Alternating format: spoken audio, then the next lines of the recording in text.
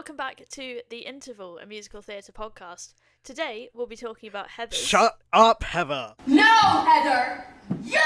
Shut up! Welcome back to The Interval, a musical theatre podcast. Today, we'll be talking about Heathers. This week in musical theatre news, the new musical Bliss is going to have ticketed workshop performances, and it announced its casting with Sam Tutty and Dejonna Gift from Two Strangers Carry a Cake Across New York. It will be running from the 4th to the 8th of March, and you can buy tickets, though I'm sure they will go very quickly. On top of that, The Great Gatsby has announced its leads for the West End run, with Jamie Moscato and Frances McCann playing the two leads. The musical will be running from the 11th of April to the 7th of September. And fun fact, which is linked to our episode today, Jamie Moscato and Frances McCann both played characters in Heathers, which was JD and Heather McNamara, respectively, which is what we're going to be talking about today. Before we deep dive into Heathers the musical, though, we want to give you some trigger warnings because there's a variety of heavy topics that are touched on throughout this show. So, trigger warnings for suicide, attempted suicide, gun violence, eating disorders, attempted sexual assault.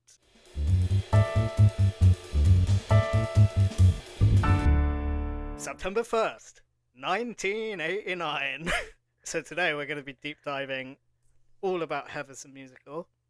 And we're going to start by just giving you all a brief rundown of what Heathers is, in case you haven't heard of it. So Heathers is the musical adaptation of the cult classic film that was released in 1989 called Heathers. It was starred Winona Ryder and Christian Slater, and it was adapted into a musical. So Heathers the musical opened in Off-Broadway on the 31st of March in 2014 and closed on the 4th of August 2014. And in that time released a cast recording, which you can find on Spotify or your chosen streaming service. Yeah, so Heathers Off-Broadway became a massive cult classic, especially within online communities like Tumblr and such. And after it closed Off-Broadway, because it never actually transferred to Broadway, we finally got a version of the show that came to the UK in 2017. A workshop of the musical opened at the Other Palace Theatre in London. It ran for 5 presentations only, and it featured Charlotte Wakefield and Jamie Moscato, of which we will be revisiting in a second. Oh yeah. The show then had its official London premiere off West End at the Other Palace Theatre from June to August of 2019, starring Carrie Hope Fletcher and also Jamie Moscato, who reprised his role from the workshop. So it initially had an 8-week run at the Other Palace Theatre, of which we will be touching on later when I talk about a specific song. But during their final week's run, they were able to announce that they were going to be transferring to the West End at the Theatre Royal Haymarket, where the production continued to run between September and November of 2018. And then it returned, didn't it? From like June 21st, 2021 until September. And then it reopened again at the Other Palace again in November 21 and ran until September 23. So this is like the most on-off musical ever. Yeah, so when I was digging more into this, I was appalled at, one, the amount of revivals it's had and the amount of times it's toured in the last 6 years, and I have not seen this show once. What is wrong with me? Honestly, I'm exactly the same. So the next time it comes back for another West End revival or a tour, I will be seated immediately. Well, so far it's been in the UK every year since 2018, obviously give or take 2020. So it's entirely fair. And it was on UK tour in 2024, and like it was nearby me and I just didn't see it, which is a crime. Yeah, it came to my town on one of the tours, and oh god, didn't even see it. Didn't see it, didn't realise. What fake musical theatre fans we are. Sorry everyone. Sorry Jamie Moscato if you're listening. If you stop listening now, can you just leave us a rating and a review? Thank you. Yeah. Follow us on Instagram at the Interval MT Pod. Give us a 5-star review and then you can go. Yeah. It's fine. It's fine. No, please don't leave. Please don't leave. We're having a great time. Yeah, Heathers, like, it's the most on-off musical, but throughout the whole thing, it retained this massive cult following. So much so that people were going to the shows dressed up, and people like me and Tyler know the musical pretty much off by heart, despite having never seen it. Yeah. But that's because, as well as the Broadway cast recording, the West End cast recording with yours truly, I'm pretending like it's me, with with Jamie Moscato and Carrie Hope Fletcher, the cast recording of them is on Spotify or your chosen streaming service, and it may or may not have added a new song and changed a couple of bits, which we will get into in a little while. We will absolutely get into that, because that's a discussion in itself. Before we do, though, in true the interval fashion, Tyler, who would you be in Heathers? Oh god, I haven't prepared properly for this. So we're back on the Google Doc, everyone, and there is a line that is just under this question that I think is the funniest thing I've ever heard in my life, and I didn't write it. Tyler wrote it for himself. Do you want to read it? Cause... No, it's yours. You take the credit for that one. Okay. Well, this is going to contradict my answer, because I've been like flip-flopping my answer.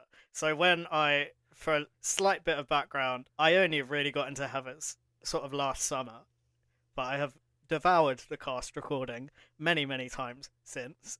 I love almost every single song, and I would like to sing every single song, and I wish I had the talent to. So initially, I would have said Veronica, because I just think the songs she gets are amazing. But I'm on a JD kick right now, and I think it would be really fun to be JD. But as Jess has just pointed out, the note that I wrote a couple of weeks ago has said I couldn't be JD because I wouldn't find a trench coat that was short enough for me. And I don't think JD would be quite as menacing if he was tripping over his coat, so... Oh no, but it would be really sweet. And to be fair, you could get, like, I don't know if anybody had these when they were kids. You know them little, like, cups that you would stand on and walk about in, like, primary school? You could have one of them. The stilts. Yeah, you could have some stilts. Perfect. I think it would be so funny. Would the stilts be visible, or would they be, like, covered by the bottom of the coat? I think the stilts would be covered by the bottom of the coat until you get to the fight scene, and then you'd use them as a weapon. Oh, that's perfect. Then he wouldn't have to damage the book he's holding either. Yeah, which is very JD coded. We need more Short King JDs. Petition for Short King JD, please. Yeah, sign our petition to get Tyler on as JD in the next revival. It's so funny. I can't sing or act, but I can... Doesn't matter. I've got a lot of passion for the role. Go try that in an audition. Go, have you got a song prepared for us? No, but I have the passion. Okay, right. I've got a song, it's just going to be horrendously off key. But I've got the passion. It's like a bit of a niche reference, but if anyone's seen the compilation videos of Courtney Take Your Break... You managed to squeeze that in now. I'm so proud of you. from Legally Blonde, the clip of the first girl in that compilation, she's got no pitch but so much soul, and that's all that matters. That would be me as JD. So I would like to apologise now to whoever my Veronica is. Don't apologise, they'll be well happy. Right, who would you be in Heathers? So when we first wrote down this question, my first one was the guy in Beautiful that sings, or says, because I can't sing, I'd like to kidnap a Heather and photograph her naked. What is it? I'd like to kidnap a Heather and photograph her naked in a warehouse and leave her tied up for the rats. Yeah. Just because he says it with such joy, and it's just so fun. No one acknowledges how messed up that is, and I love it. However, slightly more onto it as I would actually want to play. I would love to play Heather Duke, purely for Never Shut Up Again. Yes. Like, I want that kind of power ballad, and also I wouldn't want to be on stage for as long as Veronica is, so I wouldn't want to play her. Yeah, we'll get onto that, but like Veronica is like a powerhouse of a role. Like, it's arguably one of the toughest roles in musical theatre, like in modern musical theatre at least. Yeah. Because she is on the stage all the time. Yeah, we'll talk more about that later, but yeah. Snaps for everyone who's ever played Veronica. There's another Legally Blonde reference for you. Anyway, we are going way off piste with this one. And we have so much to talk about with Heathers, so we're going to keep it relatively brief at this. Do you want to tell people the plot? Because if you haven't seen it, and you haven't got time to see it because you're too invested in this wonderful podcast, you're going to need to know what happens before we dive in and start spoiling. Yeah, right. So for the uninitiated, if you've never seen or heard of the musical, or you haven't seen the film, like I still haven't, Heathers is all about a girl called Veronica. She is 17. She's in high school. She has a lot of disdain for high school in general. And her peers that surround her, and she just can't wait to survive high school and get to college and get out of her town, basically. And it's all about Veronica, and she ends up becoming involved with a group of popular girls who are all called Heather. In the meantime, she also falls in love with the new kid on the block, Jason Dean, otherwise known as JD. And while struggling with the popularity, or her new-founded popularity, she doesn't quite realise that JD is a bit of a psychopath. And accidentally, JD knows, Veronica doesn't, accidentally kills the queen bee, the apex predator, if you will. Shout out if you know that reference. She poisons her, and thus spins off a variety of different accidental murders for Veronica and intentional murders for JD, until he threatens to blow up the school. She stops him, and the rest is... No, I will spoil it, unless you want to watch it. And JD ends up killing himself. And it's all about her hating society so much and the things around her, but then realising that it's not all that bad as long as everybody is just kind to each other. And it's a really sweet story, but it's also very messed up. Essentially, it's a black comedy. Essentially, it's a satire, which is exactly what the original film was. It was written to be a satire of like all the teen, like John Hughes movies of the 1980s. Yeah, it's incredibly angsty and very edgy, very angsty, very, very funny. Kind of think, and they mention it in the actual musical itself, think like Breakfast Club if there was death. It's basically what Heathers is. Yeah. But the film itself is not a musical before you dive in expecting there to be songs. It's not a musical. And it's a little bit more twisted. The musical pulls its punches. This one doesn't. The film is brutal, but it's brilliant, and I would highly recommend you watch it. In terms of adaptations, I think this is one of the best film to musical adaptations, just based on how much care they obviously took with, adapting so many iconic moments, and specifically lines of dialogue, into fantastic musical theatre songs. Oh god, yeah. Of which I have copious examples, which I will expand upon within the next hour or so. Well, because you said before that the songs and the lyrics, because you've not seen the film, so the plot you're purely getting off of the very legal bootleg that we saw, and the soundtrack. For context, we will be referencing and talking about the West End version. We will be touching on the Broadway version, but considering this is mostly a West End podcast, it just makes sense. So if you are following along with the soundtrack, that's what we're on about. The soundtrack is fantastic, and if you have not listened to it, I would highly, highly recommend. It's 22 songs, and they are fantastic. Like, beautiful. Beautiful is beautiful. It's the first song. 10 out of 10. Beautiful is one of my favourite opening numbers of all time. I'm just completely in love with this song. When I do my 54 Below show... Tune in a couple of weeks, or not really, in a couple of months where we will be doing that. Not the show, we'll be talking about what we want to sing. Yeah, but when I arrange my set list for that, my opening number will be Beautiful from Heathers, and it will be me singing all the parts, of which there are many. But on Beautiful, like, the song itself is so good, but I think it's just phenomenal at the way it both... So the first thing you hear in Heathers is Veronica comes onto stage, there's a spotlight, and the whole narrative device is she's writing in her diary the whole time. So the first thing you hear is the first date in her diary, which is September 1st, 1989. First day of senior year. And she looks around at the kids. And wonders what happened. So... yeah, this song just does such a fantastic job at both introducing Veronica is and, how she feels about the people around her. And it also paints a really good picture of most of the rest of the main cast, apart from one unhinged baby boy who we'll meet shortly. But he's sitting there for most of the first song. Yeah. He's on stage. There's so many lyrics in this show I love, but I really love the way she sings "Fight the urge to strike a match and set this dump ablaze." Mm-hmm. I love that. You obviously also get the iconic entrance of the Heathers with the spotlight and Yep. freezes. There's a lot of spotlight and freezes in this show. It's fantastic. There's a lot of really great lighting in this show. I've also still on Beautiful because Mhm. have you got It's an 8-minute song. yeah, There's so enough going on. I've got 8 minutes to talk about every minute of this song. But in this song alone, there's so many like iconic lines already. Veronica introducing the Heathers to the audience is great. You get a really quick idea of sort of how vapid the three of them are meant to be. Mhm. Just saying Heather Chandler is a mythic bitch is great. Oh yeah. What is it for the other one? No discernible personality traits, but her mum did pay for implants. Yeah. Incredible. And then you also get the scene just before Veronica and the Heathers interact for the first time where they're in the toilets. Heather Duke is throwing up. Heather Chandler says, "Oh, bulimia is so 87." Jesus Christ. And then Miss Fleming comes along and goes, "Heather, Heather."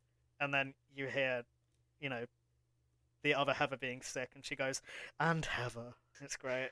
So funny. It's like, the thing is, as you know from our epic episode, we're all one for an absolute banger at the beginning. And like, this is 8.5 minutes non-stop banger. It does not stop. The first line kicks in, the lights are coming on, and poor Veronica's got to do a quick change halfway through. Yeah, She's only just started.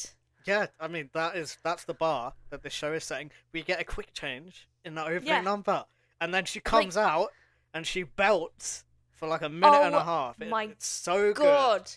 the West End, like, beautiful. When she says, "And you know, life can be beautiful," and she's belting that out after she has just in the space of probably 30 seconds.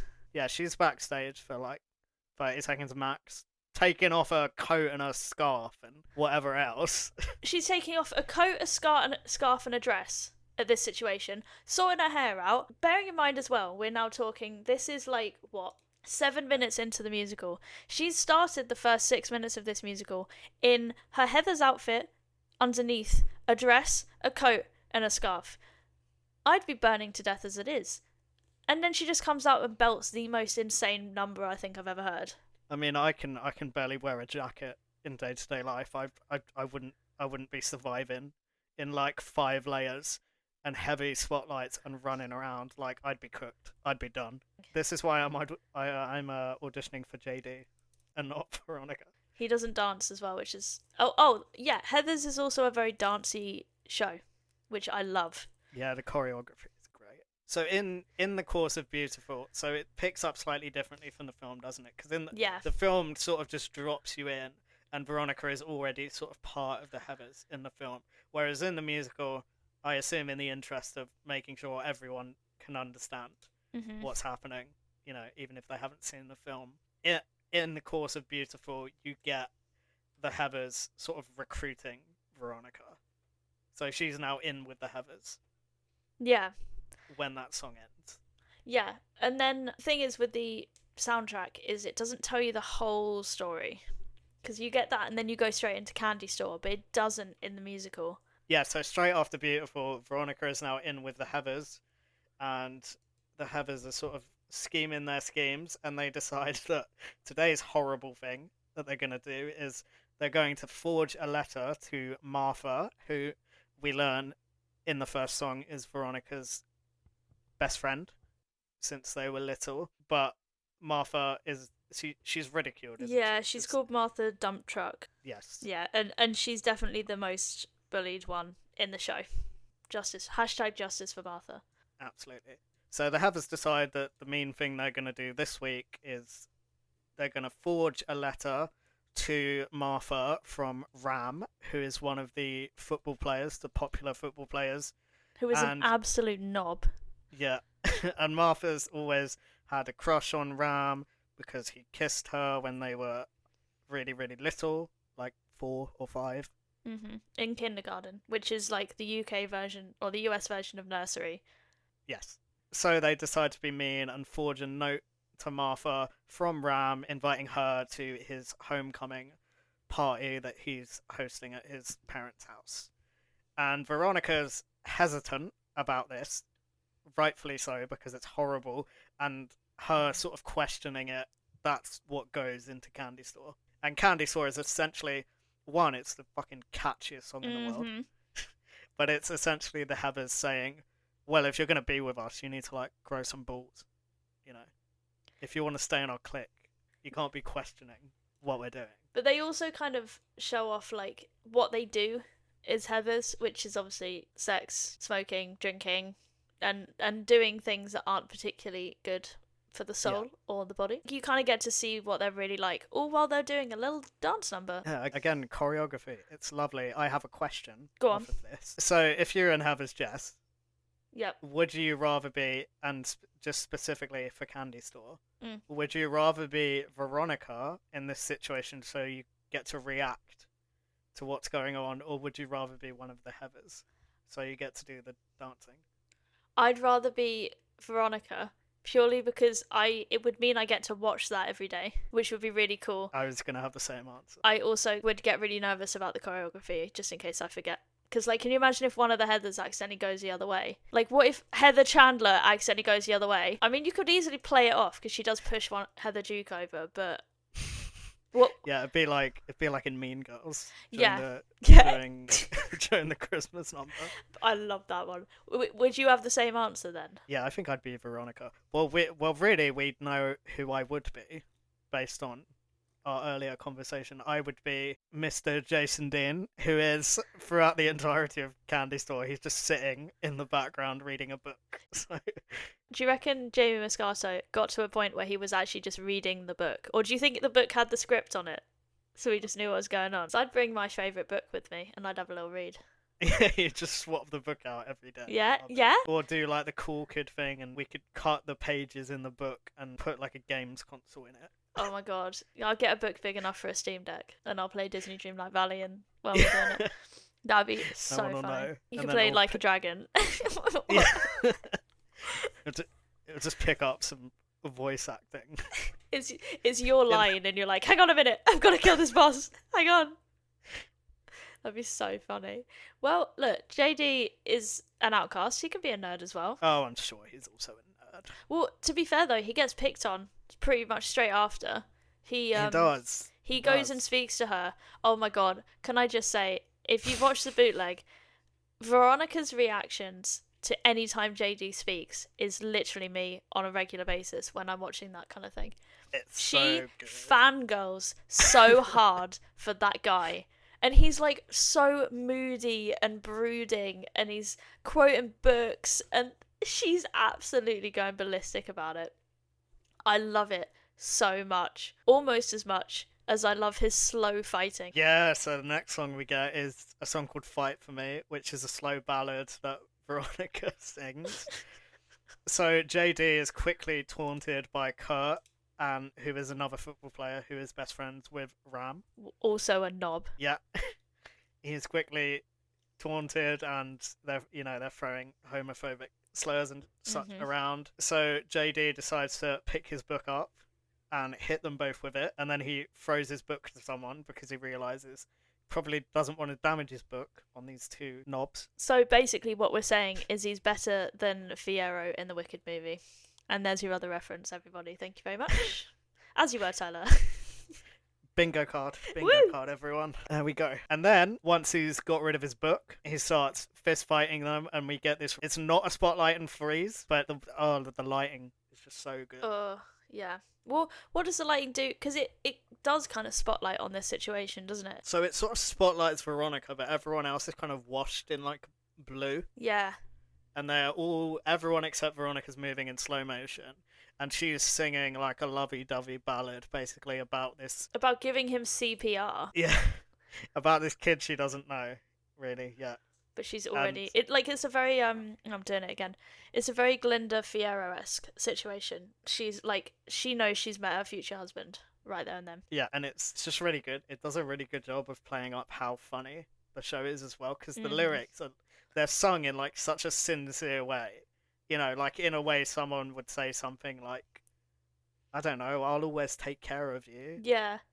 Yeah. Instead, she sings like, You can set I- my broken bones, and I know Yeah. CPR. Oh, that's so romantic. Ooh. And I love that there's like slight innuendos within this song as well. I feel it's like, I don't know if that's just my brain. No, It tell might me just now. be I'm my brain. interested.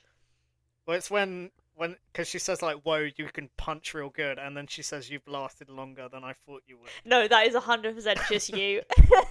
He's lasted longer in the fight, not in bed, you freak. Jesus Christ. No. You know what I think's really sweet about this song, though? The whole thing is about like him lasting long in a fight, Tyler, and like her saying, you know, we can tackle the world together. But then, Yeah. like, just at the end, it says like, it does say if some night you're free, which okay, I get it. But the "wanna fight for me," which is the line afterwards, that's like the sweetest line that she sings, and you kind of get a real glimpse into how pained she is, and that she's genuinely just looking for someone in her corner. Yeah. Oh, wow, that was a boxing reference inside of a fighting reference. I'm so Oh, sporty. look at that. But it's like you said, it's such a lovely song mixed in with like, and bearing in mind the crowd themselves at this point are laughing because the fights are so funny. Like they're slowly headbutting each other and stuff. The way he slowly bonks. Yeah. The way they slowly bonk their heads together is great. And in the bootleg we watched, we should probably explain that the bootleg we've seen, it was their final West End performance of the original cast. So everyone's emotional anyway. You know, everyone's maybe having a bit of a giggle in, you know, the unserious moments that there are. There are full-on moments during this choreography where you can just see Jamie Moscato laughing. Yeah, he's cracking up. But I think it makes it though. The show itself has such dark subject matter. Like we said in the trigger warnings, there's suicide everywhere at this point. Yeah. And it's, you know, there's parts that really feel icky, but it's so funny. It's so funny. I'd go as far to say is the balance this strikes is as masterful as the balance that Next Normal strikes in like a very similar way. You know what? Yeah, it 100% is. It's really similar, and it's how it juggles that is so similar to Next to Normal. Yeah, definitely. On the subject of JD and Veronica, Mm-hmm. so they have now met. You know, Veronica's convinced that's my husband, and then we get a little bit more, you know, interactions between the Heathers and Veronica, and then kind of the next big scene is they're all going to Ram's big party. Do we all remember this from earlier? The homecoming party. Yeah, so Martha is really excited because she thinks Ram has invited her, which of course he has not. Which is sad. Yeah, so the Heathers and Veronica are all on the way to this party, and on the way, Heather Chandler, she essentially forces Veronica to go into 7-Eleven because she wants corn nuts. Because, and I quote, "It's not a party without corn nuts." I have a question about this one actually, Tyler. Two questions. Number one, is Heather's sponsored by Corn Nuts? Because that's like a brand. I mean, this comes back later, and the way it comes back later is so funny. It is hilarious. My second question, what the hell are Corn Nuts? That's not a thing we have in England. Yeah, I was about to say, like, if it's not a party without corn nuts, this must be the most amazing snack ever. I'm Googling it right now. If you've eaten corn nuts, please describe them to us. Yeah, if you have eaten corn nuts, I'm really sorry, because they look grim. Corn nuts, also known as toasted corn, are a snack food made of roasted or deep fried corn kernels. Why do I want to eat unpopped popcorn? Oh no, that's like when you're. Is that like when you're eating popcorn and you get one of the like little ones that you can't actually chew? Yeah, but it's permanently that. That's like, spoiler alert. When Heather Chandler dies, I hope that's all she's allowed to eat in hell, because that's like a punishment. I mean, I'd say it's not a party. It certainly is a party without corn nuts, because why would you pass those out? Like, you're telling me that when the Heathers go into this lovely little party and they bring their corn nuts, which isn't even a very big bag, the whole party celebrates. It's like the Heathers equivalent of turning up with weed. Yeah, no, it's worse. Like, but you're telling me, like, oh, look who brought the, like, it's just like, oh my god, Heather brought the corn nuts. Like, you are telling me that they bring that and everyone's like, oh my god, this is great. And poor Martha brings bloody sparkling cider, which is alcoholic, and then that's it. That's the end of the world for her. I'm sorry. Granted, me and Tyler are quite into our sparkling alcohol, as hence the fizzy rosé escapade from We Traitors. Corn nuts. Really? Oh, you can get corn nuts from Tesco's or your local supermarket. Don't sue me. Oh, Jess, when we see each other, I'm gonna go and get some. next month. Yeah. Should we review corn nuts? I'm gonna. And put it on the Instagram. We actually are gonna review corn nuts. That's gross. That's gross. I'm so sorry, everyone, but that's really gross. Do you reckon they sold corn nuts at in the Heather's theatre? They had to. They had to, surely. If they didn't, they missed a trick. And if Heather's is going to be revived, you just hit us up for that idea, yeah? Copyright The Interval, a musical theatre podcast. Mm-hmm. You know what is my favourite thing about that as well? Corn Nuts themselves is the name of the fan base for Heathers. Oh, I love that. Shall we hop off the corn nuts? Sorry, I'm not passionate about corn nuts. I just don't understand it. But yes, like, they're in a 7-Eleven now. She's picking up corn nuts, and JD is by the counter, standing very gracefully with his Slurpee. Yeah, so JD's vice of choice is a Slurpee, which for the non-Americans, it's essentially like a slush puppy. It's a slush, yeah, it's a slushie. And no, I was gonna go off on what she was eating, the red vines, which is just licorice, and that's so gross. Americans, I'm so sorry for your snacks. They're grim. Have some real chocolate. It's embarrassing. Anyway, they flirt for a bit, don't they? And she absolutely fangirls as well during the whole thing. They have a little flirt. He's very charming, and then we got our first JD solo of the show, and he sings the aptly named "Freeze Your Brain," which is all about drinking slushies quick enough to give yourself a little bit of brain freeze. Yeah, it's like a rush, isn't it? And to forget all your problems. Which is, that's what he chooses to do instead of drugs or alcohol. And to be honest, like, fair play, Yeah. And there's a bit in it that's probably my favourite thing. She asks him, does your mummy know you eat all that crap? And he replies with, not anymore. And the face she pulls while he's singing his next line broke me when I was watching it. It's fantastic. It's so funny. That's the thing that I love. The whole time she's reacting with you. Because if you've not seen the show, you're sitting there going, ooh, awkward. So for context, he says not anymore. And then he goes into singing the second verse, starting with, when Mum was alive. Yeah, it's really awkward. But you get a really nice view into how damaged... Shout out to the Heathers fans there for that one. How damaged he actually is. Yeah, I have a few notes specifically about this song and specifically about the way that Jamie Moscato performs it, because I'm slightly obsessed. It's fantastic. The first thing is actually a little bit unrelated to the song, but it's on, it's about JD. So, I read somewhere that Jamie kept using slightly different American accents and mannerisms within his voice during his performance to reflect the fact that JD had moved around the country so much, which I just thought that was really cool. I never knew that. I didn't even notice that. He has like a bit of a southern twang, like in certain things that he says, and then he kind of doesn't. Oh my god, that's so clever. I need to re-listen to that. I haven't even thought about it. That's fantastic. But yeah, I just thought that was very cool, and hats off to Jamie Moscato for that. So back on to the actual song. I love...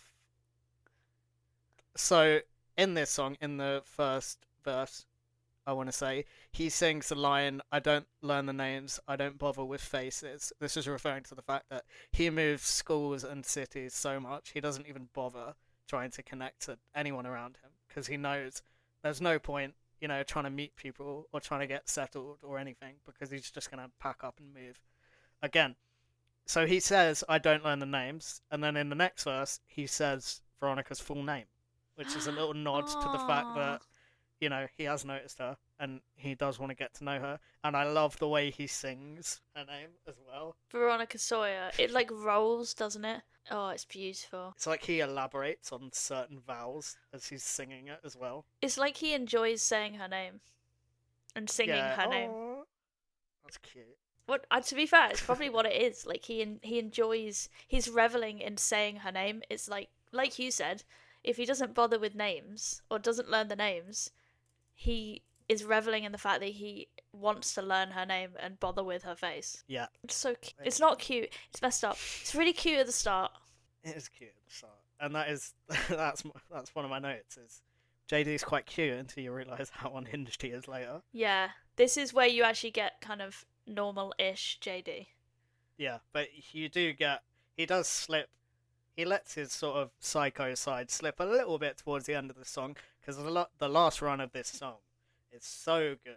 Again, it's just him singing about, freeze your brain, and he's singing like fight pain with more pain, shatter your skull, and then one of the last lines is when the voice in your head says you're better off dead, don't open a vein. And the way Jamie Moscato sings open a vein, he sings it like he's actually doing that. Like I love it. So the amount of times I've just replayed that tiny section of that song. You know what I think's really powerful as well? Because like we've said, we watched the bootleg we watched the bootleg of the final performance.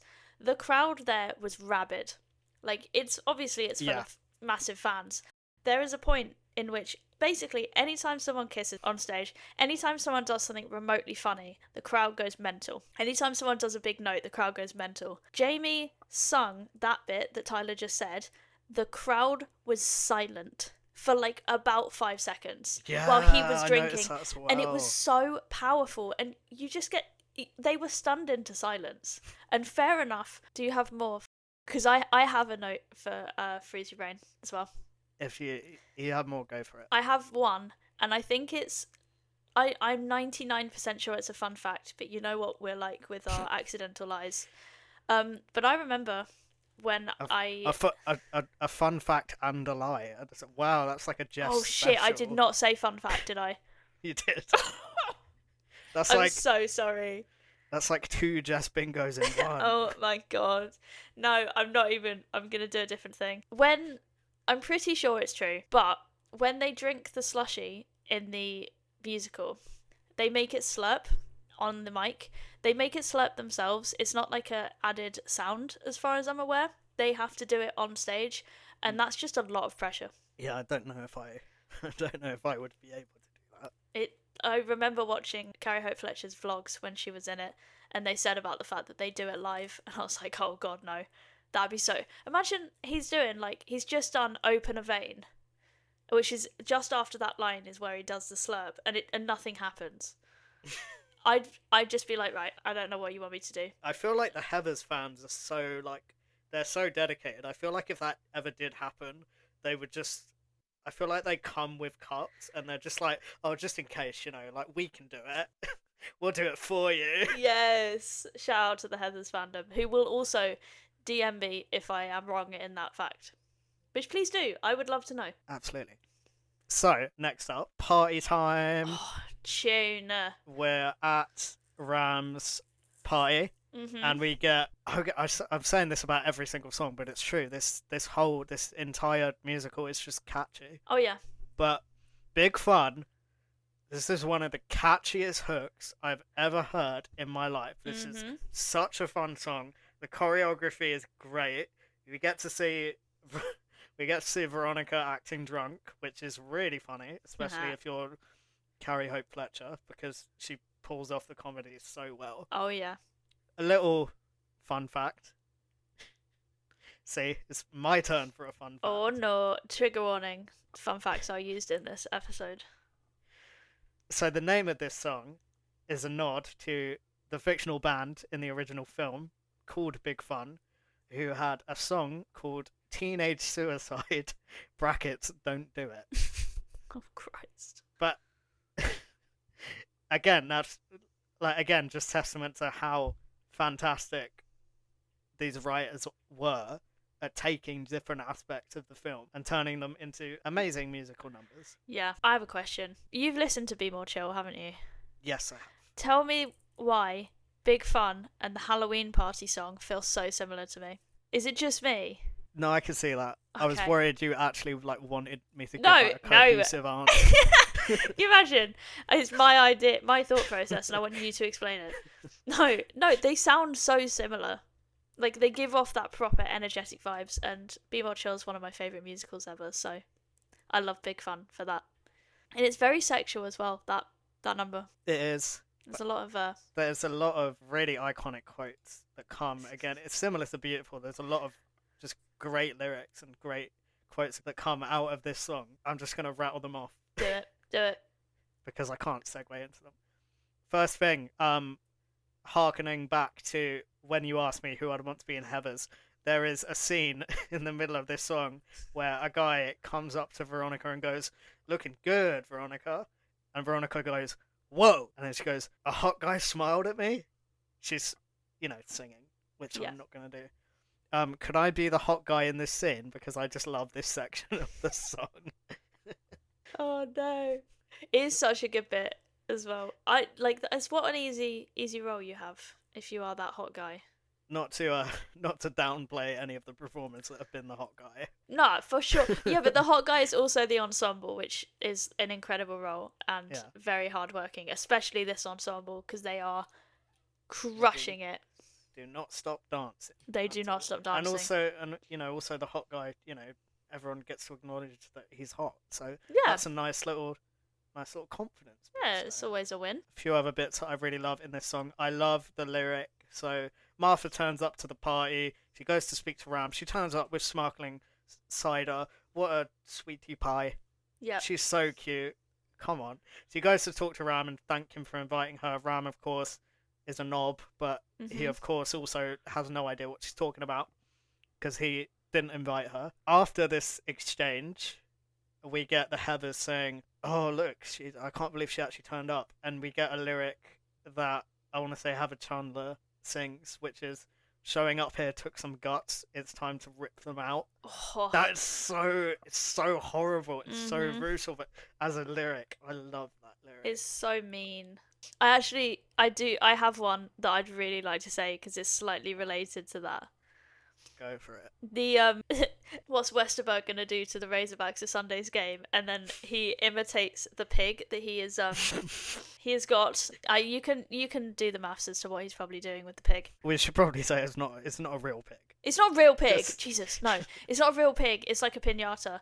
But the way he goes, ree, ree, it's so funny to me. And if I wasn't I want to photograph a Heather naked and tied up for the rats person. Would you That's be the who I'd pig be. noises? I would be Just- I would be him purely so I can do the pig noises, and then it would basically be I'd come on for Big Fun, do that bit, and then come off because I don't want to do the rest of it.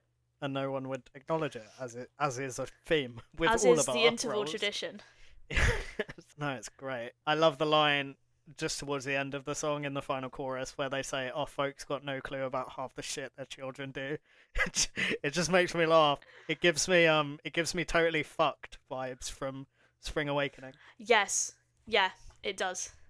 And also after this song, so for a bit of context, after Martha's spoken to Ram and he doesn't know what she's talking about, the Heathers take the piñata of the pig and decide to dress it up to look like Martha, and then they put a blindfold on her and say, "Oh, you're going to whack the piñata like it's like a tradition, it's like an honor, to be asked to do it," which is obviously horrible. Yeah. Veronica chooses this moment to take her stand against the Heathers, finally, and in this moment she says, "Watch your damage, Heather," which is one of the most iconic quotes Yeah. from the original film. It And is. because Veronica steps in and doesn't let them, pull this really horrible prank, Heather Chandler essentially says, like, your social life is dead, like, you're ruined, your high school life is going to be hell. Now, how dare you turn against us? So Veronica is a dead girl walking. And then we break into that, don't we? Yeah, this will be interesting to talk about. It is one of, to me, like, if I was Carrie Hope Fletcher, that would be my favourite song to sing, because there's a part in it I'll skip to it and then we'll go back to the start of the song. There's a part in it where he JD like puts his hands on both of her boobs and rips open her top, revealing her bra. The crowd goes wild every single time. How, like, imagine you take your top off and that you get that kind of interaction. What a confidence boost. It would arguably be a bigger confidence boost than being called the hot guy, which No, that's like, very true. and I just love that the crowd goes mental every single time it happens. They went even more mental in this one. Oh yeah. So I love this song so much to the point where I think it will probably end up in my Spotify Wrapped Oh yeah. later in the year. That's how much I listen to it. The thing I hate about this song is that I feel like I can't listen to it out loud. It's fair. It's a song about sex. Yeah. Yep. So for the back to the context quickly. So Heather Chandler has essentially told Veronica that her life is over. At the start of this song, Veronica is contemplating, on Monday morning, she's going to delete me, blah, blah, blah. What do? I could run away, so I don't have to deal with it. And then she decides, actually, if I've only got 30 hours to live, I'll go and lose my virginity. Why not? I'm going to go and sleep with JD. Right, go for it. And this is a change from the film that I like because it gives Veronica a bit more agency. Mm-hmm. So in the film, it's actually JD that sneaks into Veronica's bedroom. Yep.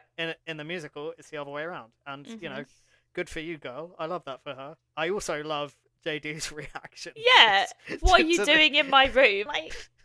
And then as soon as she says what she's thinking, he's just like, oh, okay. Well, I don't, he's kind of, yeah, I don't think he gets much of a choice. He's a little bit, that works for me, and then never gets it fully out because she's kissing him. She's very demanding.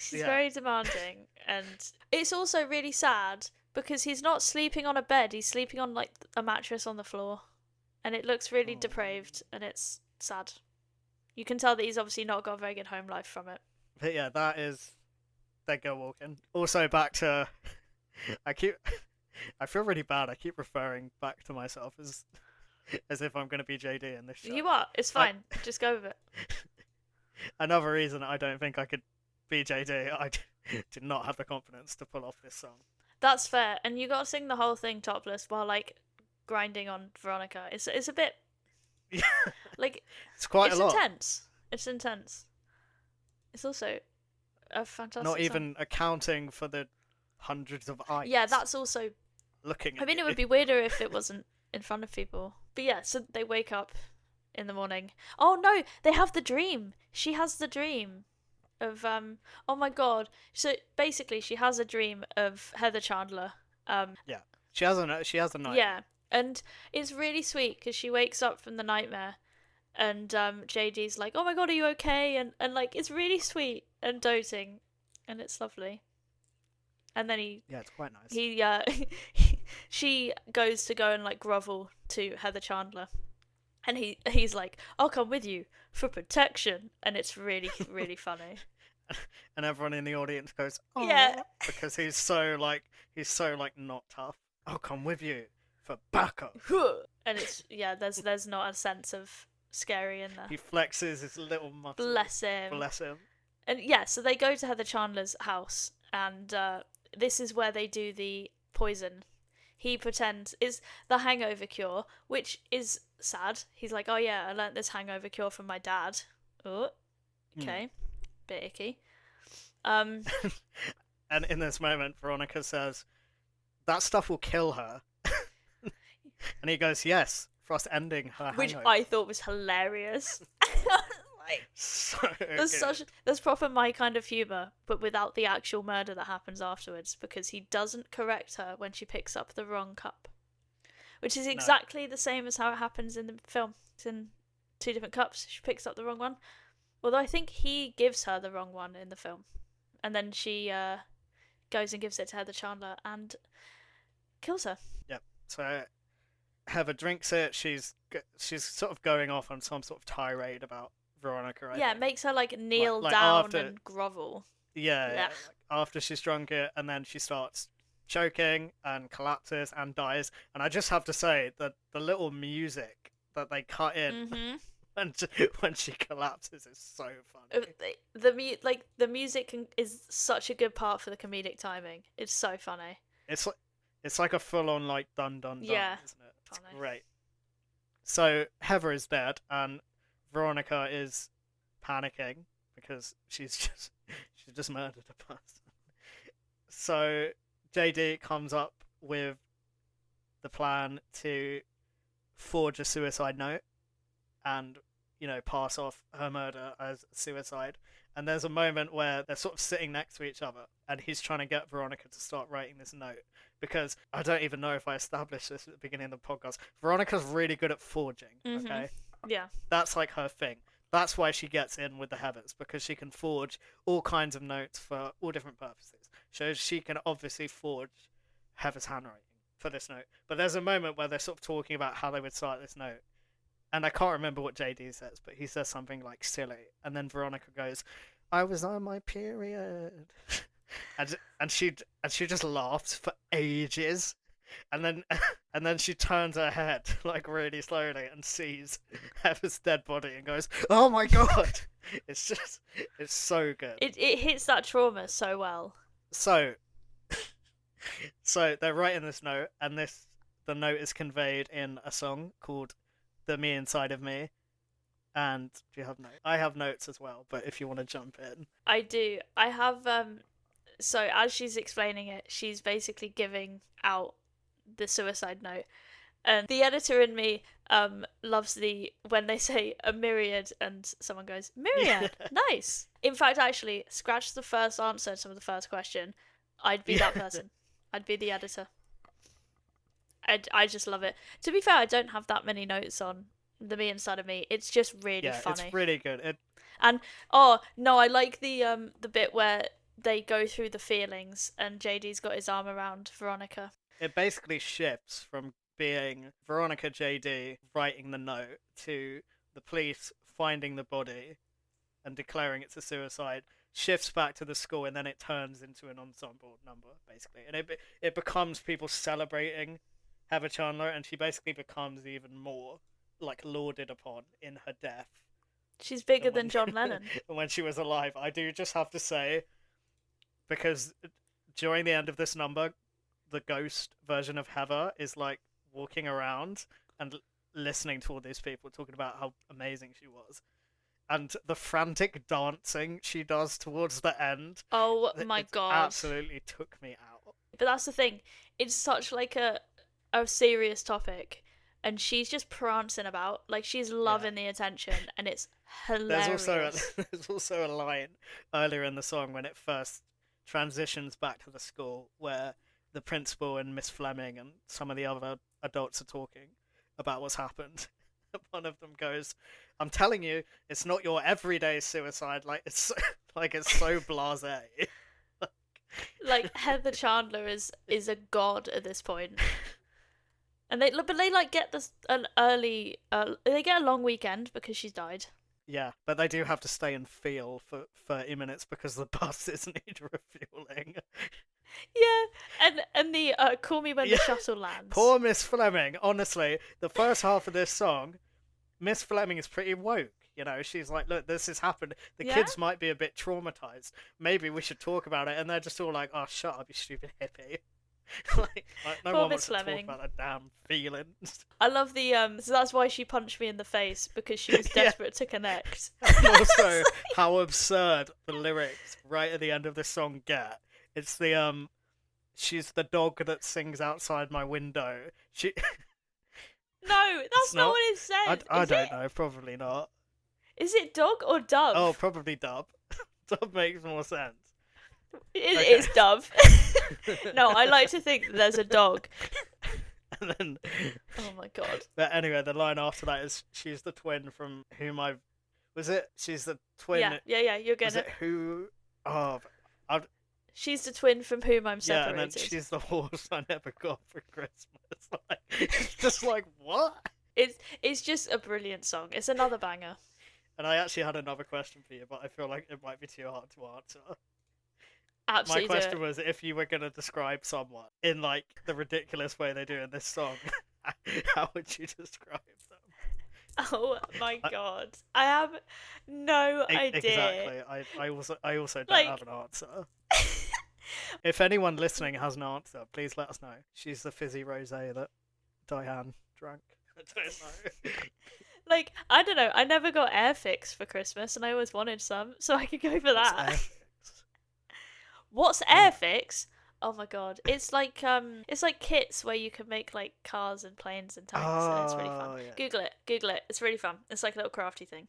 Then, after the Me Inside of Me, we get which if you listen to just the soundtrack, you don't quite realise how she gets there. But the two remaining surviving Heathers call her up and say, "Hey, we need you to come and meet us in this random cow field." And then they basically turns out they've been bribed by Ram and Kurt to get Veronica over there. Then They'll give the Heathers their car, so they can leave. so they can have alone time with Veronica, and she can't get anywhere. So they basically like sell Which- Veronica off, which is really grim. Really grim, and it spans it begins You're Welcome, which is different to Blue, which we'll talk about later. Blue is the Broadway version. You're Welcome is the West End, and it's icky. It's very heavily sexually assault implied, and it's Yeah, I mean it's. yeah. I mean that is a song, isn't it? It's a song. It's them Yeah. singing about how they're planning to assault Veronica and how yeah, it's not their fault yeah. because Like, how can you expect us to control ourselves when you look like that? It's Yeah. grim. I mean there's literally a lyric that says we can't be tamed and we can't be blamed, and it's It's all your fault that we're inflamed. Yeah. it's very grim, but it's also Yeah. a really catchy song and it's sung really well. And Veronica sort of gets them back towards the end, and then she Yeah. joins in with some really. I love the last note she hits at the end. Oh yeah, and she gets to cover their faces in cow poo, which is Yeah. really fun. It's a fantastic song. So once we've got out of that frankly terrifying situation for Veronica, we cut back to the next day at school where Heather Chandler's ghost is now sort of following Veronica around. As I'd say it's essentially like a manifestation of her guilty conscience, really, isn't it? Yeah, it 100% is. So they walk into school and you see that Heather Mack and Heather Duke are clearing out Heather Chandler's locker. And Heather Chandler's asking, like, what are they doing? Like, why are they doing that? And, like, she's basically just rabbiting in Veronica's ear, like, really intensely. And Veronica gets so frustrated, she screams at Heather to shut up. And then Heather Duke, who previously, up until this point, has been told to shut up constantly, she turns around and she goes, "No, Veronica, you shut up." And then she goes into a song called Never Shutting Up Again, and it's the best thing in the world, and we get, I think, safe to say, one of the best quick changes I've ever seen in my whole life. Oh, absolutely. For context, again, that's going to become a bingo, isn't it? For context. Yeah. So all the Heathers are in different colours. Heather Chandler is in red, Heather Mack is in yellow, Heather Duke is in green. During this song, where Heather Duke is basically saying, like, "Oh, I'm top dog now. You all have to listen to me. I'm going to be in charge because, Heather Chandler's dead." She's wearing her green outfit. This quick change, her outfit is ripped off, and she's wearing Heather Chandler's, like, red colours underneath, and it's just so good. It's amazing. I love it. No more notes. 10 out of 10. Yeah. That is pretty much it. It's so powerful, and she has her little solo number, and it's fantastic, and she absolutely smashes it. And if I could sing that song, I would. Oh my god! Then we get Our Love Is God. Yes. Oh, that song. That Act song. one. Closer. So we alluded to before that JD kills multiple people in Heathers, two of which are Kurt and Ram, and he does this because they spread a really gross rumor about Veronica sleeping with them both when we, as an audience, obviously know that she didn't. She just pushed them in cow manure because they deserved it. And this really upsets Veronica, and it makes her cry, and they also beat JD up because he tries to stand up for her. And that leads into Our Love Is God, and JD basically decides to, from Veronica's perspective, he's going to shoot Kurt and Ram with tranquilizer bullets. With ooooo bullets, which in German means I lie bullets. Oh, does it? Yep. Oh. He was very obviously knew they were real bullets and that he was going to kill them. Yeah, that's a very cool detail. So he tricks Veronica, and they set Kurt and Ram up to meet her, and JD ends up shooting and killing them both. And the end of the song and the climax of Act 1 is Veronica realizing what he's done, and JD basically being like, oh, it's okay because they deserve to die, and, you know, our love is God, so it's fine. Yeah, meh. One of my favorite things about it is obviously he shoots one of them and like they realize it's chaos. She's realizing he's dead. The other guy's like, "What are you doing?" And there's a bit where it's like, "Get off the fence! Get off the damn fence!" And it's so like because obviously then Kurt is going, I don't understand. And then JD just goes back into singing the lyrics he was singing. Yeah, and he's like, "Stop being a dick! What does that mean?" And then he obviously kills him, and I love it so much. Yeah. That bit is my favourite part of the musical. That's one of the bits that every time that song comes on, I just listen to that section over and over again. Mm-hmm. The way he sings the line, "They die because we say they must," and then he shoots the gun. Oh, I'm obsessed with that. This is the song where you really realise, oh god, this guy's an absolutely... This guy's a psycho. And then Veronica, immediately after the gunshot happens, and Kurt obviously falls to the ground, dead. Well, he gets off the fence. He gets off the damn fence. Veronica runs in and goes, "What the fuck have you done?" In much the way that the audience is thinking, what the fuck has he done? Yeah. And his response, "I worship you. And one of my favourite lines in the whole musical is, "I'd trade my life for yours," because at the end... in this song it's "I would trade my life for yours." At the end of the musical it's "I trade my life for yours." He fulfills that promise. He does. And it's really sweet. It's such a clever line. I think this song is really clever in the way it's written, and it's really satisfying. I love it a lot. And then at the end of the song they just start basically chanting "Our love is God." And she's like kind of harmonizing, but it's slightly off the harmony, so it's a bit jarring. You can see like the panic on her face as well, and the look on his. Jamie Moscato, because he's holding her like from behind, isn't he? He's like strangling her in a similar way to Gabe does in Next to Normal. And he's like squeezing like her hand and her arm and things, almost to like make sure she sings as well. Yeah. And Jamie Moscato, as he's singing the last "Our Love Is God," he does this smirk, and it's so menacing. And I don't know how he does that with his mouth and still holds the note like that. It blows my mind. I don't know, and I think that might be my favourite song of the musical. Yeah. I just think it's so twisted. I remember first listening to it and I was like, oh my god, what is he? Because, like you said, I actively went, what the fuck have you done? Then, so you go from "Our Love Is God" to "My Dead Gay Son," because they obviously fake that they've killed themselves because they're gay. Yeah. Again, this is an iconic line from the original film. The line is just at the funeral, one of the dads going, "I love my dead gay son." It's so funny. It's so funny. And obviously, because the first time you actually do meet Kurt and Ram's dads, and they're really like toxic. They're toxic men. To have them, especially with the fishing trip as well, which like Gavin and Stacey references. Little Gavin and Stacey in there from the writers. Like, it's just so funny. But that's the Act 2 opener, isn't it? But before it goes, I don't actually have any notes about this song, but I have a little note about just before this song. So before they go into this like big, it's like a really funny, really campy number, basically. You just get, it's set up like a funeral procession, basically, and you get both of their like football helmets on like either side of the stage, aren't they? Yeah, and Veronica comes on, and I think this is really clever because it's like she's singing a motif, but she's singing a motif for a song that hasn't happened yet. Mm-hmm. So she's sort of looking at, their coffins and things, and she sings, they were just 17, they still had room to grow, they could have turned out good, but now we'll never know. And she sings that in melody of the song 17, which is the song that comes after Dead Gay Son.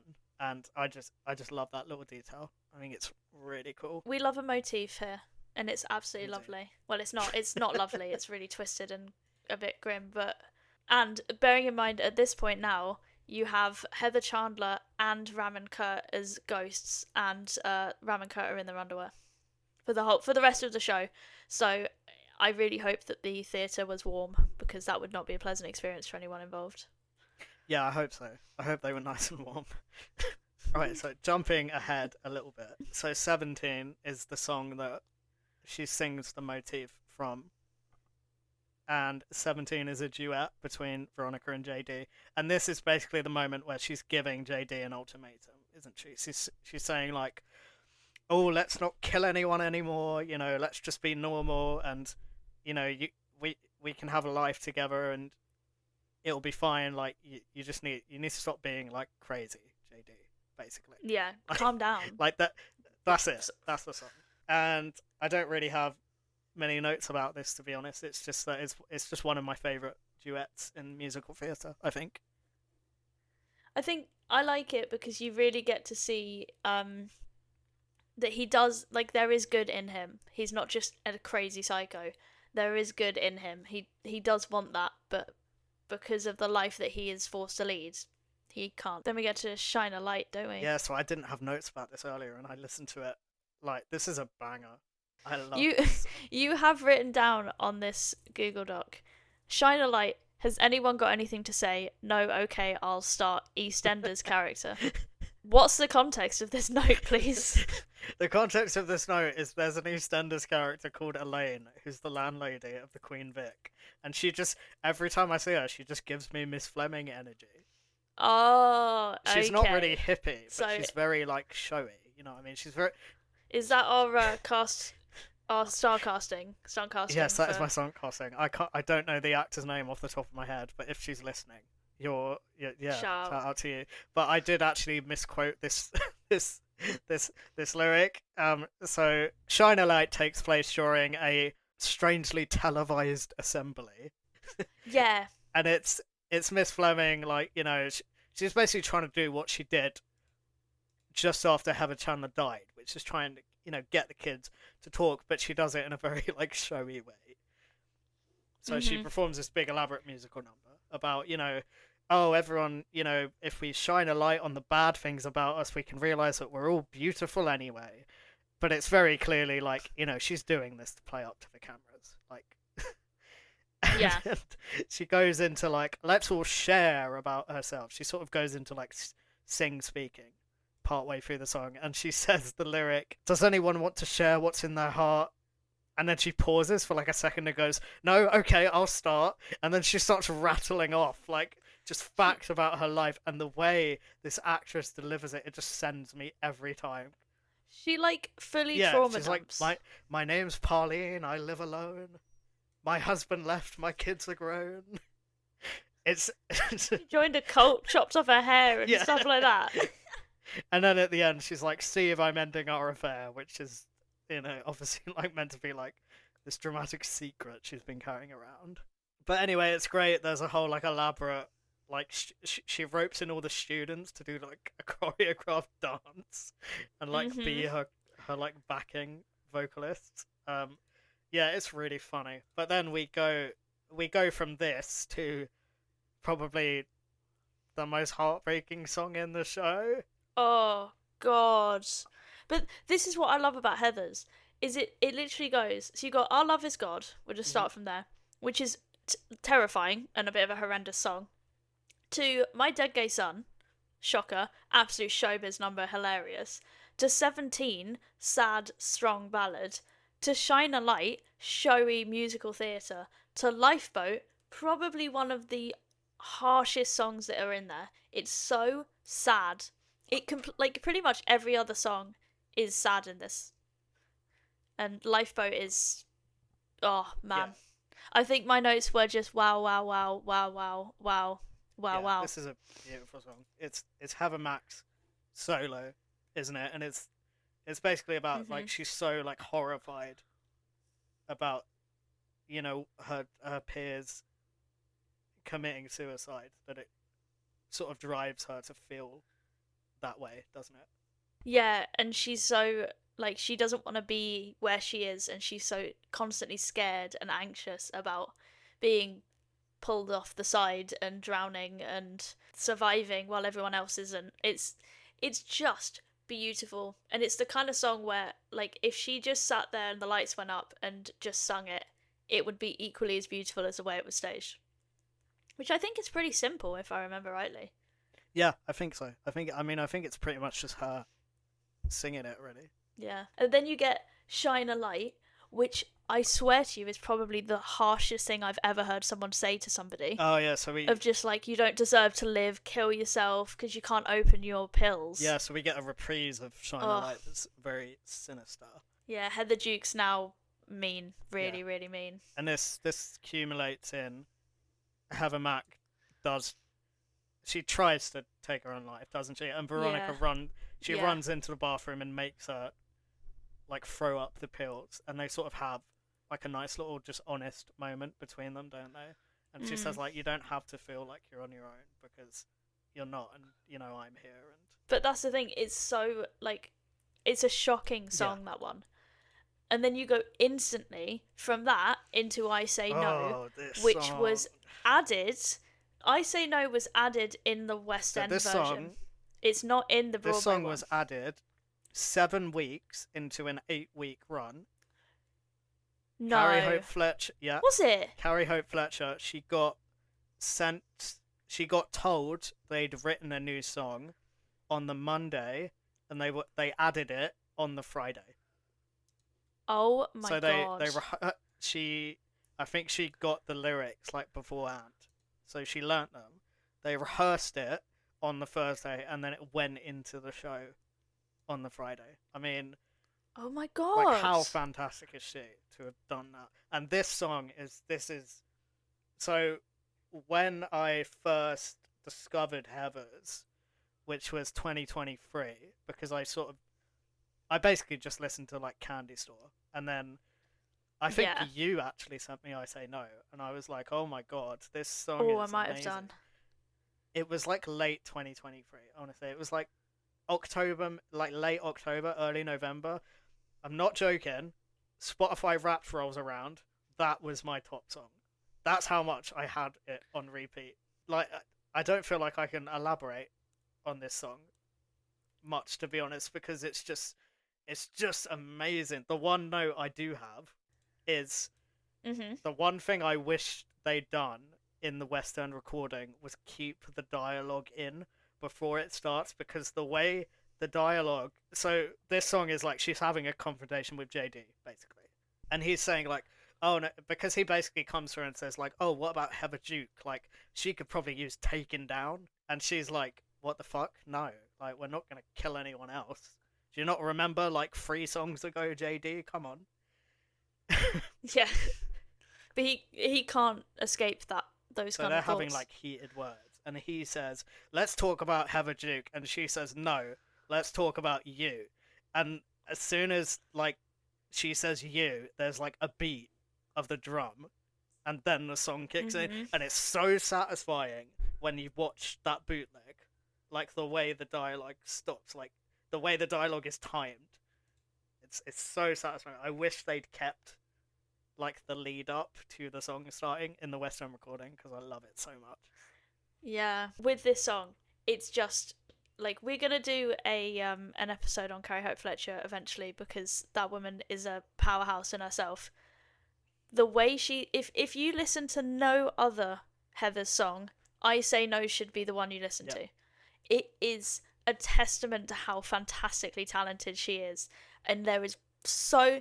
This is a belty song, and I tell you that because I've been on many a motorbike in my life belting this song out, because no one can hear you when you're in a helmet. It's not true, but in my head they can't. It is fantastic. She belts this out. There's so much passion there, and the the lines and the lyrics are just like Bonnie and Clyde references, which I hope to think is the reference to Bonnie and Clyde the musical, not, you know, the history, or both. The whole song, it's done as a metaphor of essentially he is a drug and she needs to get clean, isn't it? Like, Yeah. that's Yeah, like yeah. the metaphor in the lyrics, but the way it's done is so good. And there's my favorite line in the whole song is when she's in the middle of singing and he's like, "But I love you," and she just Dude. goes, "Dude," and just goes into it again. But when he says that, he points the gun at her. Oh shit! Does he actually? That's why she says that. Oh, that's why she says "dude." I thought she said "dude" as like, "Come on." So did That's I. what, like, before I what? watched the bootleg.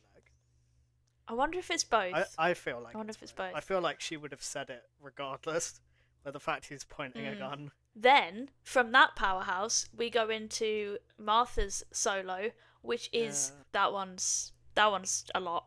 That one's tough, I've got to say. That one and Yo Girl afterwards are tough. Because it's basically Martha is on top of a bridge, isn't she? She's about to jump off. This song is effectively her suicide note. Like she's singing her own suicide note. Because if you listen, the lyrics are really like, it's like they're written and delivered to be comical, but then you get sort of halfway through the song and you're like, hang on, like none of this like rhymes. There's no like, you know, this doesn't feel as much like a song like everything else. Oh my god, it doesn't rhyme. And it's that little like, I don't know how to describe it without singing it, which I'm certainly not going to do. But there's a little like melody she does, like a little riff she does, and it's so like haunting. Yeah. And that last note, I want to be Martha in Heathers just so It's I can haunting. sing that last belt she does because it's amazing. Also, a side note, when we were talking about how much Veronica is on stage, this song, the 4 minutes of this song, this is the only time in the entire musical where Veronica is off stage and she gets a break. The rest of the 2 hours and 15 minutes, nope, she's there. She's singing. Shout out to any Veronicas because that's Absolutely. mad. It's like, yeah, it's nearly a 2.5 hour performance. Crazy. And then we go into Yo Girl, which is like, I still think it's one of the, I'm saying it all the time, but it's so cleverly written. There's so much panic in there. Yeah, so And you can almost, you feel how she's feeling. Yo Girl is a direct follow on from Martha, basically, to quote probably the harshest way I think anyone could have worded it. Martha Dumptruck did a cannonball off the Mill Creek Bridge holding a suicide note. It's them telling Veronica that Martha has tried to kill herself, but then she comes in and she says, the mum says, JD stopped by and Moby Dick was writing thoughts of suicide in Moby Dick and stuff. And she looks at it and goes, "This isn't my handwriting." And then she runs upstairs, and then you get this really like manic instrumental, which, by the way, it's a motif from Our Love Is God. So just after JD shoots Ram, you get like a really like frantic music as he's running around, and Kurt's trying to run away. That comes back now, and Veronica's like panicking and running upstairs, and the ensemble are singing like, "Oh, look who's picking the lock." You're sending me to a shrink? I'm pretty sure that's the worst. Yeah. Yes. And then at the end they say, "Too late, he got in," and he pops in through the window. Knock knock. Yeah. But it's the sorry to come in through the window. Dreadful etiquette. I I know. And because she did it as well. Oh. Yeah. And he's great. It's all raspy, and he's got all proper like foam in the mouth now. So he's gotten into Veronica's room. She's hiding in the closet because she's obviously scared of what he's gonna do. He gets in. He's saying, "Oh, come on, come out and get dressed. You're my date to the pep rally." And she's going like, "Fucking why?" And he goes, "Oh, well, I got everyone to sign this petition." And he goes, "You got to come out here and see what they really signed." It's so raspy and like gravelly. Like the way Jamie Moscato delivers it is so like unhinged. Oh god, yeah. It's the most unhinged song they have. And then he goes straight into Meant to Be Yours, which is, he's basically laying out his plan, like while Veronica's hiding in the closet, isn't it? Yeah. He's doing the proper villain thing where he's like, "I'm going to tell everyone what everyone knows." He's monologuing basically. Yeah, our burnt bodies may finally get through to you. Your society churns out slaves and blanks. Yep. And bring That's marshmallows while we're burning the school. Oh my god. that's why I built a bomb tonight. Our school is Vietnam. Let's make sure they never see their senior prom. Like, It's so messed up. it's so sinister, but it's so fun. I love the It's so fun, and the way towards the end where he says Veronica again, but he like screams. yeah, Veronica, don't make me come in there. Oh yeah, Veronica opened the door and he like shouts and then kind of calms it down Yeah. and goes, "It's the I'm gonna count to three. One, two, two. fuck it." This song is why I'd want to be JD in Heathers. I'd want to do it just to do this song. And also, there's a moment where he sings pew pew pew. Like the noises, and to be fair, because he makes multiple noises, doesn't he? Like I punched the wall and cried, "Bam, bam, bam." I love that bit. I love that bit so much. And yeah, he does the pew pew pew. He's still a kid at heart. Yeah. He is a kid. He's 17. I will say, before we go on to the next song, the most heartbreaking thing about this song is at the last bit where the mum finds, because Veronica basically fakes her own suicide to get him to leave her alone, and the mum comes in because she's made her a snack and comes across it, and the scream is in the soundtrack, and it's heartbreaking. Yeah, but then like, especially in the bootleg, her delivery after, because Veronica obviously goes, no, it was a joke, it was a joke. I'm not dead, I'm not dead. And then the mum goes, well, it's not funny. I mean, it wouldn't be. No, it's I not. wouldn't find that funny. But the delivery is really funny. Then we get Dead Girl Walking reprise, which I think is so clever, because she is quite literally a dead girl walking. Yeah, and there's a moment in this song where everything drops out except her vocals and the drums, and it scratches my brain so much. It's ironically, I've got a note here that says the drums in Dead Girl Walking reprise after Veronica, what's going on? Because she's like, oh, where's JD? And they're like, oh, he's in the like basement. I don't know why they let him in the basement while this is happening. And she's like, Veronica, what's going on? It goes do do do do do, and then yeah, she goes, got no time to talk. I'm a dead girl walking. That scratches my brain as well. It's so good. Yeah, then we get sort of into like the final confrontation between them, aren't we? So she goes to find JD because he's got this bomb because he's planning to blow up the school.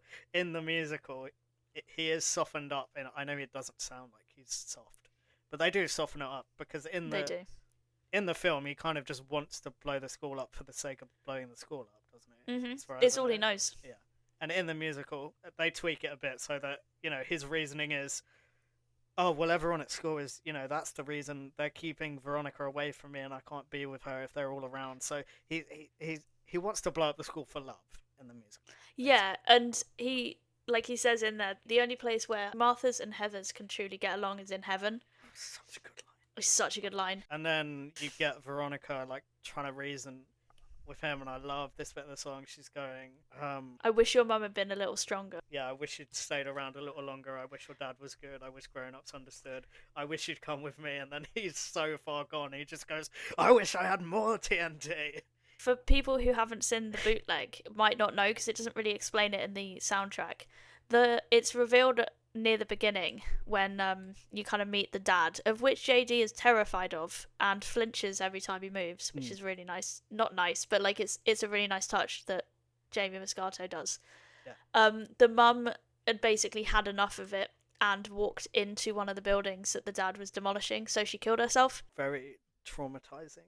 Yeah, obviously that must be his affiliation for suicides and faking them, but yeah, she that's what happened to the mum, because it's not made obvious in the actual soundtrack. And yeah, you can see that he had to deal with a lot, bless him. And it's such a good song, and I love the fact that the end of Dead Girl Walking reprise, it's like, and send you straight to, and instead of it saying hell, it's just a gunshot. Yeah. Then he sings this. I Am Damaged is after that, and then he goes on to the Our Love Is God and I'll Trade My Life for Yours. Yeah, that comes back. Oh, it's so sad. You kind of, despite the fact that he's a horrible person, you can't help but think, oh no, just like, we can fix you. I mean, even Veronica's saying right at the end, like, not this way. Yeah, hang on. Like, oh my god, not this way. And then it's when he's singing, he's singing "Our Love Is God" again, and it's like he's waiting for her to sing it back, Yeah. and she obviously But doesn't. it's like he's waiting for her to sing it back, but she can see it and goes, he's still there. He's still gone. Like, there's no... The last glimmer of hope when he says, like, I'll trade my life for yours and I worship you, it's gone when he starts chanting, Our love is God. He has no idea what love is. And then he booms. He booms. Which, I do have a thing with that. He booms. Right, he blows himself up. Mm-hmm. He had enough TNT in that place to blow up the school. How come the school didn't blow completely? How come everyone else survived? Wouldn't have been a very effective bomb if he did. He gets far away enough. He gets to the football field. I don't know. I don't know. We'll go with that. And then the last song, which it doesn't end as powerfully as the first song, but it does go straight back with the beautiful, doesn't it?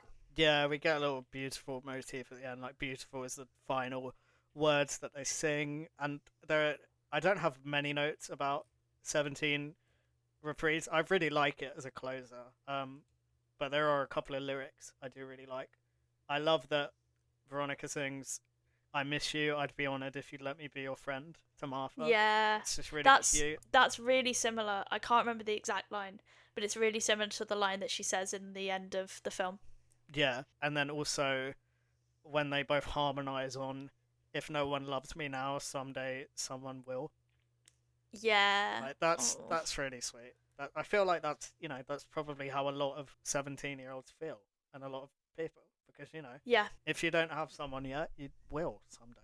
Also, the one of the first lines of this last song is brand new sheriff's come to town, which I think is an Easter egg to Carrie Hope Fletcher's current show, Calamity Jane, which it's exactly why that lyric was written, just because they knew she was going to be in Calamity Jane like a lot of years later. That is the end of the show. I also forgot to mention earlier that as Heather Chandler is dying, the last thing she says is corn nuts, and it's oh my god, yeah, really, she does. It's really funny. It's so funny. So that's the musical. It's a fantastic musical, and if you haven't watched it, well, you have now. Yeah, you can just keep listening to this podcast, but if it comes near you, absolutely go and see it. Do. But if you are lucky enough to be in America when it's out, you'll hear a different version. Because in the Broadway version, I Say No doesn't exist. Yeah. And instead of You're Welcome, they have Blue, which is basically like it's a song that's kind of a pun on blue balls, which if you don't know what that is, Google it. Yeah, Google it and go on Urban Dictionary, don't look at photos. It essentially takes the place of what You're Welcome is, isn't it? But it's played a lot more for comedy rather than seriousness of the situation that You're Welcome gets across, because okay, Blue is funny. It's basically about two inebriated idiots singing about how they got blue balls, but it undercuts the fact that they're still thinking about trying to assault someone. So that's why I think You're Welcome is more effective.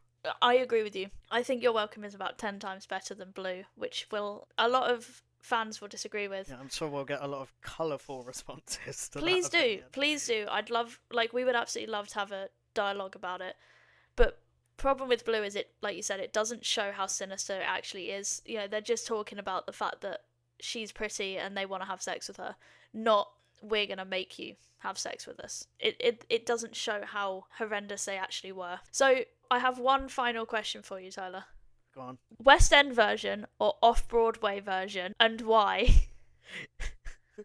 I mean, I think I have to go West End, but I am much more familiar with it. But yeah, I think You're Welcome is stronger than Blue, and I can't imagine this show without I Say No. So those two things, yeah, West End for me, all the way. Yeah, I completely agree, and I also think Jamie Moscato and Carrie Hope Fletcher are perfect for the roles. Yeah, I think they were incredible as Veronica and JD, and I will forever be sad that I didn't see this original cast when they were in London for the rest of my life. Shout out to the fantastic staging. It's very simple and very effective, and I love it so much.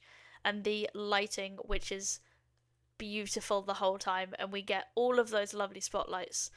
Although not necessarily a shout out to the staging team, because there is not a revolve in sight. Yeah, when Heathers comes back for its next West End revival, just get a little revolve in. That's our only note. Just a revolve. Only note. Right, Tyler, before these people fall asleep from our constant conversation of Heathers, Yep. what are you holding space for today? Right, today I am holding space for a book. It's called Anxious People. It's by Frederick Backman. And I was gonna say it's a light-hearted read. It doesn't sound like it would be, but It doesn't. it is. It's about a bank robbery that turns into a hostage situation, Oh, right. and it's about the two police officers involved and all the witnesses, and yeah, it's surprisingly funny. Ooh, I've just finished my latest book. I might have to pick that one up. That sounds really good. And it also sounds very Heathers related because Veronica's basically a hostage to JD. There you go. That's my English literature A level coming in. Love it. What about you? I am holding space for Anastasia the musical. I have very recently picked it up again after listening to it many times, and it is arguably one of the most beautiful musicals I've ever listened to. If you haven't listened to it, please do. If you only want to listen to one song, Once Upon a December, which, Tyler, if you haven't listened to it either, that song is beautiful. It is absolutely stunning, and I love that musical so much. Nice. And I can't wait to do an episode on it, especially with one of our very dear friends that we will probably bring on to talk about it. Yes. She doesn't know yet, but she'll say yeah. Yeah, this is the invitation. Yeah, message us. You know who you are. Next week, I'm going to keep it a surprise. We've got something very exciting lined up, and you're going to have to tune in next week to see what we talk about. You're going to love it. I promise you that. We can't wait. We can't. Yeah. Tune in next week. See you next week. Bye. Bye. We don't have we don't have like a Heathers reference. Oh, say hi to God.